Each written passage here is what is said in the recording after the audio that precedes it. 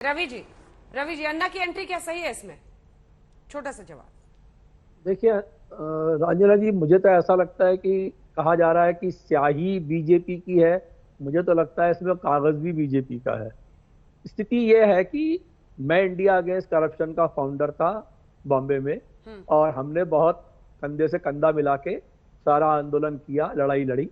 मुझे एक दो बातें कहनी है बहुत स्पष्ट तरीके से।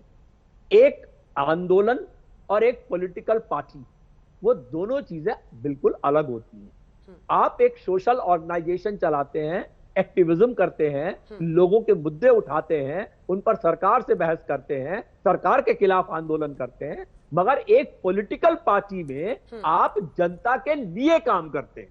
ये बेसिक डिफरेंस है।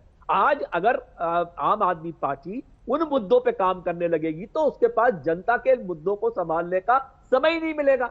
आज आंदोलन करने का समय आम आदमी पार्टी के पास कहां है? आज वो बिजली, पानी, ये घर, स्कूल, शिक्षा, स्वास्थ्य, तमाम चीजें जो है इनके ऊपर काम करने का समय है। तो आज पार्टी क्या एक्टिविस्ट की तरह आंदोलन करेगी? और अन्ना जी अच्छे प्रतिष्ठित नेता है महाराष्ट्र के, पर वो 9 साल तक सोए रहते हैं।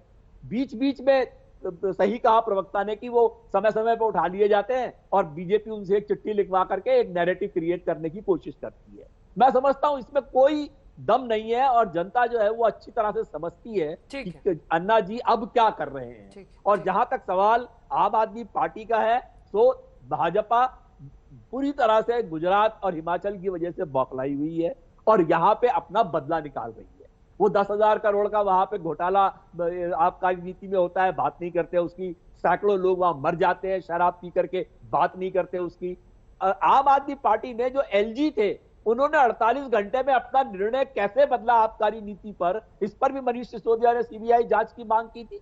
जो आम आदमी पार्टी मांग करे तो उस जांच का मतलब नहीं है। जो जांच वो चाहे वो करें। विपक्षी नेताओं को किस तरह से परेशान करे, और कहां पर 1 रुपया भी मिला नहीं 14 घंटे के अंदर। वो कहते तो मोबाइल फोन और लैपटॉप लेके मनीष सिसोदिया खुद चले जाते सीबीआई के ऑफिस में, पर ये ड्रामा कहां से होता फिर? ये आज भी लॉकर के अंदर ढेला पैसा मिला नहीं है। वहां पे घर पे जाकर के सारे महिलाओं तक के कपड़े उन्होंने जाकर के छांटे। गौरव जी, आप बताइए, सबका जवाब दीजिए सरकार। वो कह रहे हैं कि स्याही ही नहीं, कागज भी बीजेपी की है जिस पर अन्ना चिट्ठी भेज रहे हैं।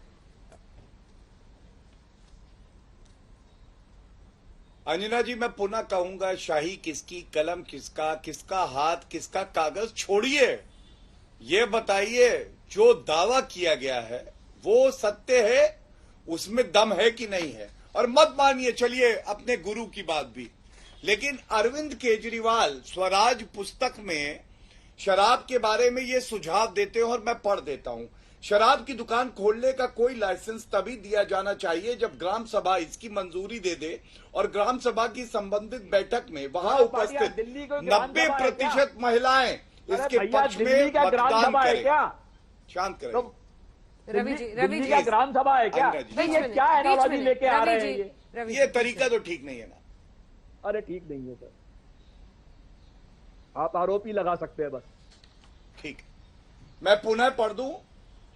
अरविंद केजरीवाल का यह मानना था वहां उपस्थित 90% महिलाएं इसके पक्ष में मतदान करें। आज पलट गए, आज ठेकेदार तय कर रहे हैं कहां दुकान है। दूसरी बात, आप मुझे यह बताइए, दूध, पनीर, दही की बात कर रहे हैं। अरे कम से कम 1+1 करना ही था तो शराब की बजाय दूध, पनीर, दही पे कर देते। क्यों नहीं किया? बताओगे? नहीं बताएंगे। और मैं एक बात और कह दूं अंजना जी, सबसे बड़ी बात है आज जो सवाल पूछा गया, 2.5 साल तक जब सीवीसी कहता है कि प्रथम दृष्टया भ्रष्टाचार हुआ, कोई टेंडर नहीं निकाला आपने टॉयलेट को क्लासरूम बना दिया और गिनती करवा दी, और उसके बाद आपके टेबल पे फाइल पड़ी रही, आपने कार्रवाई क्यों नहीं करी? ये एलजी को लाते हैं।